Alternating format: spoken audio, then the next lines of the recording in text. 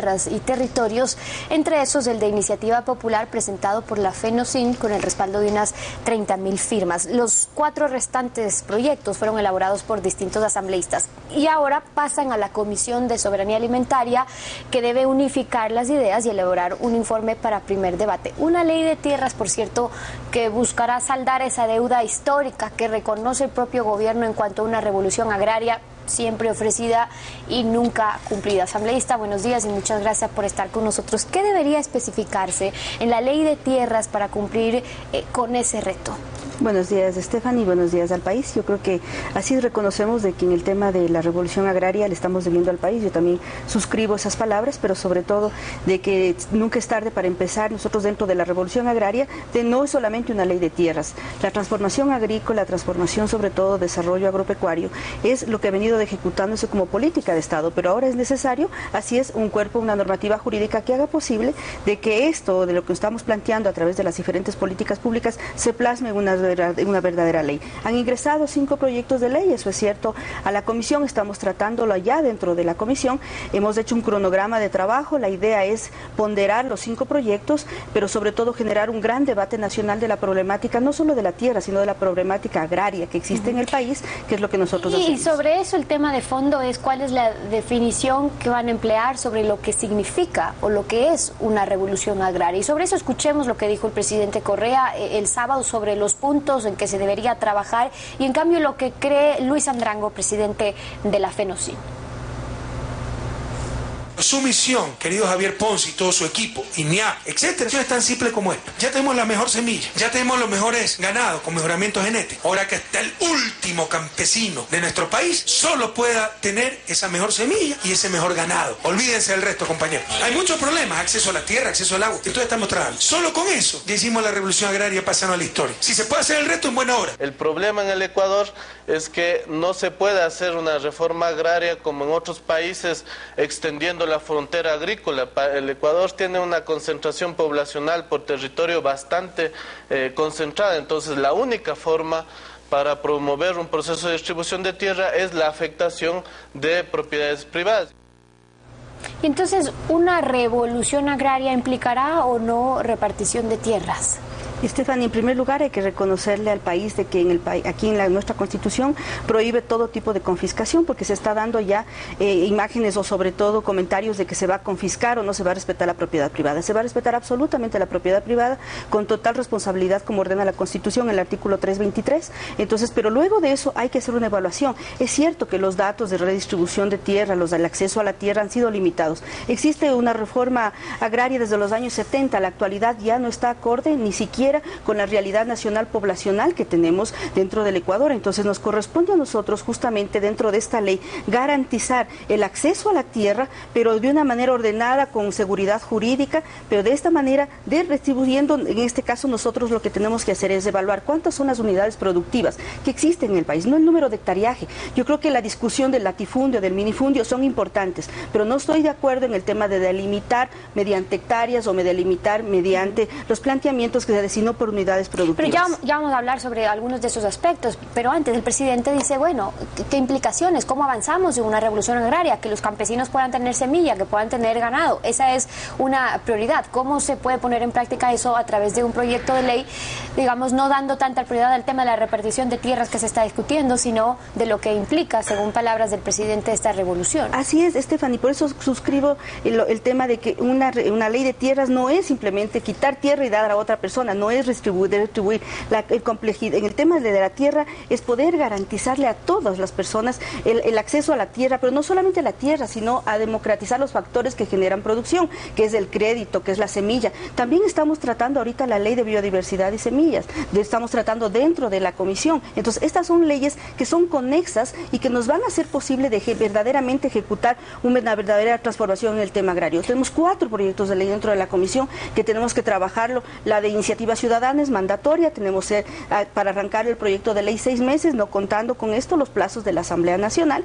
que son 45 días para el primer debate y 20 días más como extensión. Ahora bien, dice usted, son varios proyectos y por ende hay distintos planteamientos. El proyecto de la FENACIN, ellos recuerdan, en cambio, como el presidente en el 2010 decía que nos urge una revolución agraria, que tenemos los indicadores más inequitativos en cuanto a la distribución de tierra. Entonces, ¿cómo se espera reducir también esas diferencias sin que eso implique expropiaciones que sí se plantean en algunos proyectos o repartición solamente de tierras?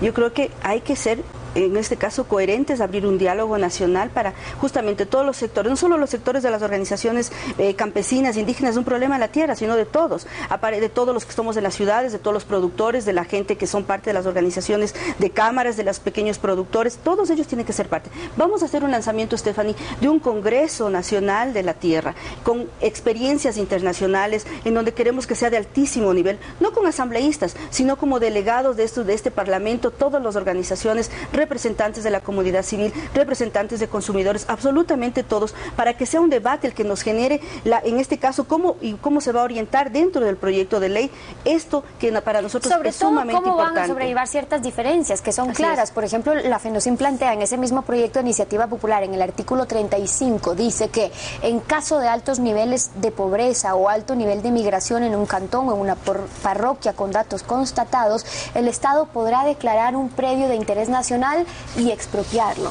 Ahora, este artículo evidentemente ya deja un margen bastante alto para que se puedan dar o interpretar que se darían expropiaciones, y eso sí es una preocupación. ¿Bajo qué parámetros y qué tierras son las que podrían ser entonces repartidas? Así es, Stephanie, nosotros tenemos que tener la claridad de cuál es el verdadero catastro, que tenemos un levantamiento del todo el tema de tierras. Existen muchas tierras que no tienen en este caso título de propiedad, existen posesionarios de tierra que no tienen y no pueden acceder a un crédito porque no tienen la titulación de esa tierra. Esto va a transparentar esta ley, va a dar justamente para poder tener la institucionalidad de cómo ejecutar y cómo manejar el tema de la tierra integralmente dentro del país, no solamente para redistribuir. Yo creo que hay propiedades tanto estatales, tanto privadas, que no están cumpliendo la función social. Ahí se procederá dentro de una evaluación correcta que mandará la ley, cómo va a ser el tema de la expropiación, más no de la confiscación, que hay algunos temores. Pero es cierto, hay muchas unidades productivas que no están rindiendo lo que se necesita para la soberanía alimentaria. Entonces, esto priorizará la ley. Nosotros vamos a abrir ese debate, esperemos de que más bien todos los sectores sean parte de esta construcción de este proyecto de ley y de los otros que tenemos, porque son 4 proyectos de ley que van acordes a la ley de tierras. Ahora, usted dice no estar de acuerdo con el tema de los límites que se puedan establecer también para la propiedad. Sin embargo, algunos de los proyectos sí lo están planteando. Por ejemplo, que para evitar la concentración o el acaparamiento haya un límite máximo de la propiedad privada individual. En la costa, por ejemplo, hablan de 500 hectáreas, en la sierra de 200 y en la Amazonía de 500. Otra vez, esa es una propuesta. Otros proyectos de ley proponen cosas distintas, pero ¿qué se ha podido discutir sobre esto anteriormente dentro de la comisión? Bueno, hay varias tendencias, hay propuestas que donde también ni siquiera superan a las 200 hectáreas, quieren menos de 200 hectáreas. Yo creo que la realidad demográfica del país es completamente diferente. La realidad de la costa, de la sierra y de la Amazonía en cuanto a propiedades es completamente diferente. Yo soy de las personas que cree que no debe estar medidas o temas dentro de la ley, pero será un debate que en la comisión, votando con todos los asambleístas, se defina. Pero creo que hay que ver no solamente por el tema de hectareaje la tierra, sino por las unidades productivas. ¿Cuánto es lo que se genera? ¿Cuánto es lo que, por ejemplo, podemos permitir la asociatividad en las comunas para que los productores no solamente tengan el acceso a la tierra, sino el valor agregado? ¿Cómo generar producción a través de esta ley de tierras, de esta redistribución, o a través de cómo nosotros vamos a hacer posible de que se genere una cadena de valor, de que se genere asociaciones productivas, pero sobre todo especializando también el territorio, determinando zonas especiales de determinados cultivos, porque nosotros estamos justamente dentro de una visión en donde aclaramos y vemos de que tenemos una población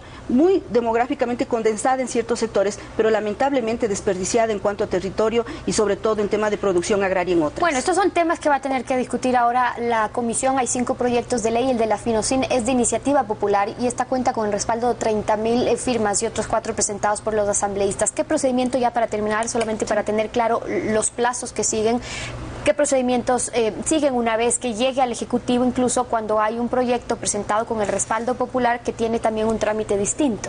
Sí, así es. El planteamiento de la red agraria, que es la presentada por la iniciativa ciudadana, es la que nosotros hemos tomado como base para arrancar dentro del análisis de los 5 proyectos, pero nosotros tenemos ahorita corriendo el tiempo de 45 días para presentar un primer informe y luego, pero el lanzamiento que hacemos nosotros con gran apertura es el tema del Congreso de la Tierra. Este Congreso es el que nos va a permitir visibilizar la problemática agraria, no solo el tema de tierra, sino el tema de semillas, sino el tema de producción, también el tema de la matriz productiva que queremos desarrollar dentro del país.